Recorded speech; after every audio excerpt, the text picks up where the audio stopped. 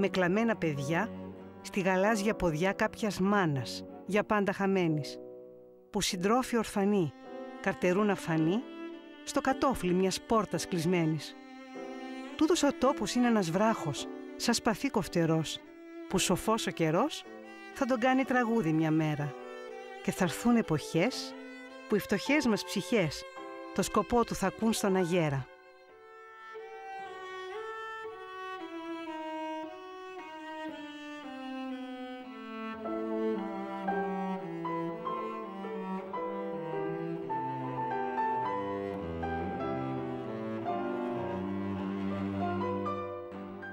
Δεν είσαστε απογοητευμένος, δεν φαντάζομαι.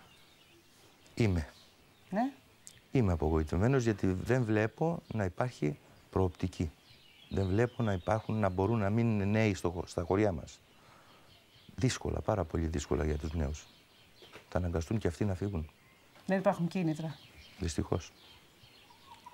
Αν γίνει κάτι γρήγορα μπορεί να σωθεί, θα μείνουν, τι νομίζετε? Ή ήδη έχουν φύγει? Υπάρχει όρεξη να μείνουν. Ο γιος μου είναι 26 χρονών. Δεν θέλει να ακούσει ούτε για Αθήνα ούτε για Τρίπολη. Τον έστειλα, πήγε μόνος του, πάλεψε. Θέλει να μείνει στο χωριό. Τι θα κάνει?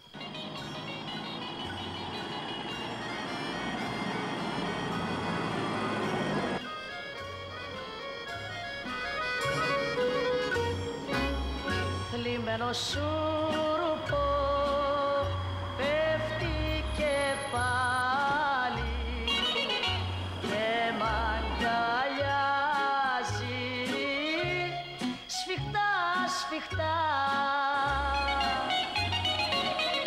Μακριά μου βρίσκεσαι και η καρδιά μου με πόνο τρέχει και σε ζητά.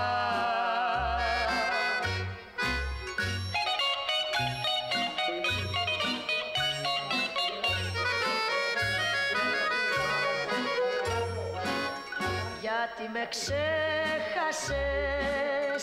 τι σου έχω κάνει και με παιδεύεις τόσο σκληρά.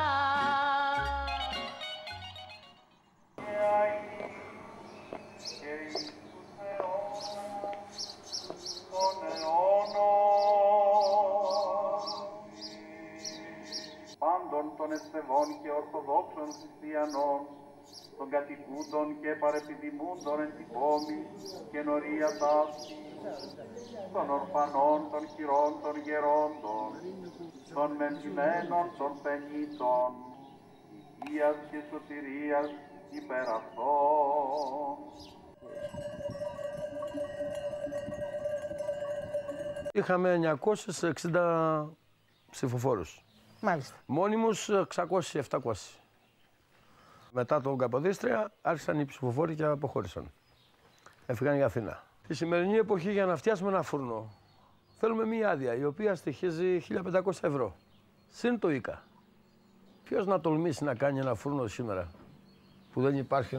Εννοείται αυτούς τους ωραίους κτιστούς φούρνους. Τους πέτρινους φούρνους.